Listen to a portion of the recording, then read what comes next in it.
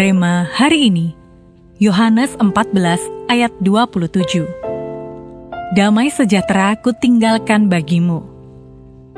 Damai sejahteraku kuberikan kepadamu, dan apa yang kuberikan tidak seperti yang diberikan oleh dunia kepadamu.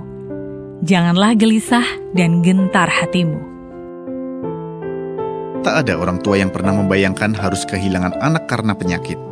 Namun pada tahun 1871, Horatio Spafford dan istrinya mengalami duka itu ketika putra mereka yang masih berumur 4 tahun meninggal karena demam scarlet.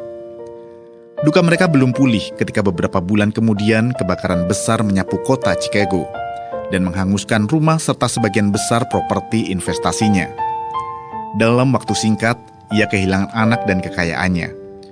2 tahun kemudian, Spafford merencanakan perjalanan ke Eropa bersama istri dan keempat putrinya. Ia berharap suasana baru dapat memulihkan hati keluarganya. Namun urusan bisnis mendadak menahannya di Chicago.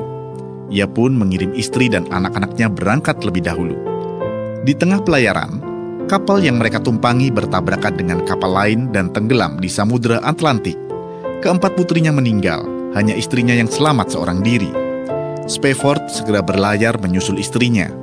Saat kapalnya melintasi lautan tempat anak-anaknya tenggelam, ia tidak mempertanyakan maupun menyalahkan Tuhan. Ia justru menuliskan lirik yang kemudian dikenal dunia sebagai It is well with my soul. Sebuah pengakuan iman bahwa sekalipun badai datang dan merenggut segalanya, jiwanya tetap tenang dalam Tuhan. Secara manusia, mungkin banyak di antara kita yang berpikir, jika kita mengalami hal yang sama seperti itu, besar kemungkinan kita akan tenggelam dalam kepahitan. Namun damai yang dialami Spafford bukanlah damai biasa. Yohanes 14 ayat yang ke-7 mengingatkan bahwa damai yang diberikan Tuhan berbeda dengan dunia. Dunia menawarkan damai jika masalah selesai, tetapi Tuhan memberikan damai meski di tengah persoalan. Bahkan ketika damai sejahtera Allah hadir, hal yang buruk pun dapat diubah menjadi kesaksian yang memberkati banyak orang. Itu sebabnya, jika kita ingin menjadi pribadi yang berbeda dengan selama ini dan menjadi versi diri kita yang terbaik, izinkan damai Kristus memerintah dalam hati kita. Hal apa yang sering membuat Anda tidak damai sejahtera? Apa yang Anda lakukan ketika merasa tidak damai sejahtera? Bagaimana cara Anda mengizinkan damai sejahtera Allah menguasai hati Anda? Bapa, terima kasih atas firman-Mu hari ini.